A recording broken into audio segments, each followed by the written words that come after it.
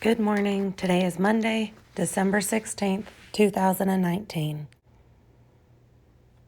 Please stand and join me for the Pledge of Allegiance.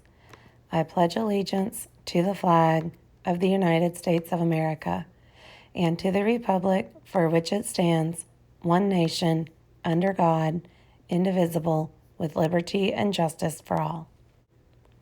Thank you. You may be seated. For lunch today, we are serving chicken patty sandwich or turkey and cheese sliders. Happy birthday today to Axel Duke and Alexa Lattimore. Please come up to the front office for your birthday treat.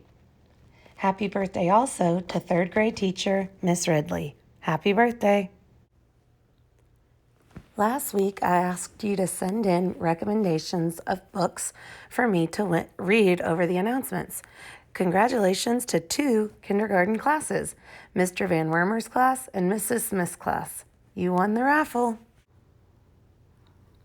Students, when you hear your name, please see Mrs. Tetters in the library. Congratulations to the following students on completing Battle of the Books books. For finishing Annie's Life and Lists, congratulations to Alicia Aguirre and Ariana Torres. On finishing The Bicycle Spy, congratulations to Jordan Clay. On finishing Cosmic Commandos, congratulations to Emmett Ryan. On finishing Superstar, congratulations to Riley Thomas in 3rd grade. On finishing Wedgie and Gizmo, congratulations to Emmett Ryan and Jakin Fulbright. Please meet Mrs. Tetters in the Media Center. I'd now like to announce the coloring contest winners from the Media Center. Students, when you hear your name, please report to the Media Center for a prize and a picture. Okay, listen carefully. In kindergarten, in 3rd place, Penelope Kogut. In 2nd place, Eliana Rivera. In 1st place, Kaylee Leach. In 1st grade, tying for 3rd place, Corbin Shadden and Emery Tremaine. In 2nd place, Elliot Schweer. In 1st place, Kylie Stevens. From 2nd grade, in 3rd place, Wyatt Voss. In 2nd place, Braylee Barnes. And in 1st place, Matthew Moore. In 3rd grade, in 3rd place, Vanessa Gill. In 2nd place, J.D. Estrella. And in 1st place, tying, Callie Love and Dominic Garcia. From 4th grade, in 3rd place, tie, Amy Serrato and Brianna Guevara. In 2nd place, a tie, Abby Purvis and Bailey Hancock. In 1st place, Ariana Torres. In 5th grade, in 3rd place, Dylan Michael. In 2nd place, a tie, Annabelle Forrest Martin and Mynisha Brown. And in 1st place, Jalissa Wright. Congratulations, students! Next, I would like to recognize several students for their hard work on earning AR points.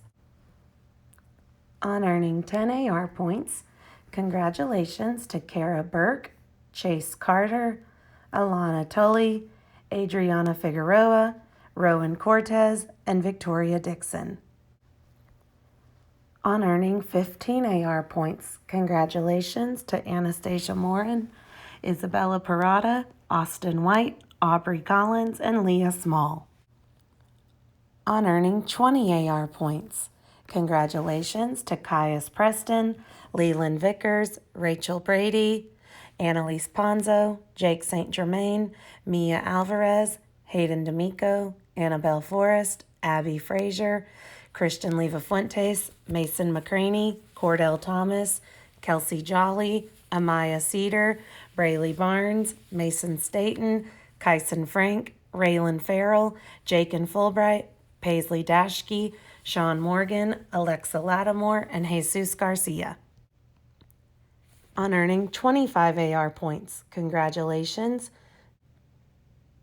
to Jamison Bowen, Lawrence Morin, Maya Chamberlain, Trevor Schweer, Emery Tremaine, Houston Forrester, Carter Collins, Jacob St. Germain, Chelsea Lamont, Amaya Barrett, Hayden D'Amico, Edgar Fonseca, Christian Levafuentes, Shooter Carter, Lane James, Mason Staten, Jacob Fulbright, and Aaliyah Brito.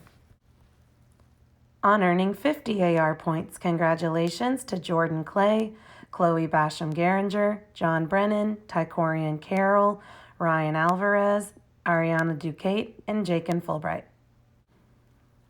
On earning 75 AR points, congratulations to Riley Thomas in 3rd grade and Jake Trent. On earning 200 AR points, congratulations to Luke Strillman. Remember, at South Elementary we soar. Stay safe, on task, accomplish goals, and respect. Stay tuned for a Christmas story. Otherwise, have an amazing day. Today I'm going to share a story with you that was requested by Mrs. Smith's kindergarten class. It's How the Grinch Stole Christmas. This is on AR and its quiz number is 9025. Every Who down in Whoville liked Christmas a lot. But the Grinch who lived just north of Whoville did not. The Grinch hated Christmas, the whole Christmas season. Now please don't ask why. No one quite knows the reason. It could be his head wasn't screwed on just right. It could be perhaps that his shoes were too tight. But I think that the most likely reason of all may have been that his heart was 2 sizes too small. But whatever the reason, his heart or his shoes, he stood there on Christmas Eve hating the Whos, staring down from his cave with a sour, grinchy frown at the warm-lighted windows below in their town, for he knew every Who down in Whoville beneath was busy now hanging a mistletoe wreath. And they're hanging their stockings, he snarled with a sneer. Tomorrow is Christmas, it's practically here. Then he growled with his Grinch fingers nervously drumming, I must find some way to stop Christmas from coming, for tomorrow he knew. All the Who girls and boys would wake bright and early. They'd rush for their toys. And then, oh, the noise, noise, noise, noise, noise. That's one thing he hated, the noise, noise, noise, noise. Then the Whos, young and old, would sit down to a feast, and they'd feast, and they'd feast, and they'd feast, feast, feast, feast. They would feast on Who pudding and rare Who roast beast, which was something the Grinch couldn't stand in the least. And then they'd do something he liked least of all. Every Who down in Whoville, the tall and the small, would stand close together with Christmas bells ringing. They'd stand hand in hand, and the Whos would start singing. They'd sing and they'd sing and they'd sing, sing, sing, sing. And the more the Grinch thought of this Who Christmas sing, the more the Grinch thought, I must stop this whole thing. Why, for 53 years I've put up with it now. I must stop this Christmas from coming. But how? Then he got an idea, an awful idea. The Grinch got a wonderful, awful idea. I know just what to do, the Grinch laughed in his throat, and he made a quick Santa Claus hat and a coat. And he chuckled and clucked, what a great Grinchy trick. With this coat and this hat, I look just like St. Nick. All I need is a reindeer. The Grinch looked around, but since reindeer are scarce, there was none to be found. Did that stop the old Grinch? No, the Grinch simply said, if I can't find a reindeer, I'll make one instead. So he called his dog Max, then he took some red thread, and he tied a big horn on the top of his head.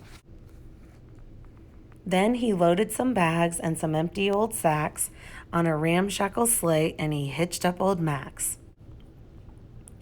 Then the Grinch said get up, and the sleigh started down toward the homes where the Whos lay a snooze in their town. All their windows were dark, quiet snow filled the air, all the Whos were all dreaming sweet dreams without care, when he came to the first little house on the square. This is stop number 1, the old Grinchy Claus hissed, and he climbed to the roof, empty bags in his fist. Then he slid down the chimney, a rather tight pinch, but if Santa could do it, then so could the Grinch. He got stuck only once for a moment or two, then he stuck his head out of the fireplace flue, where the little Who stockings all hung in a row. These stockings, he grinned, are the first thing to go. Then he slithered and slunk with a smile most unpleasant around the whole room, and he took every present. Pop guns and bicycles, roller skates, drums, checkerboards, tricycles, popcorn, and plums. And he stuffed them in bags, and the Grinch very nimbly stuffed all the bags one by one up the chimbley. Then he slunk to the icebox, he took the Who's feast, he took the Who pudding, he took the roast beast. He cleaned out that icebox as quick as a flash. Why, that Grinch even took their last can of Who hash.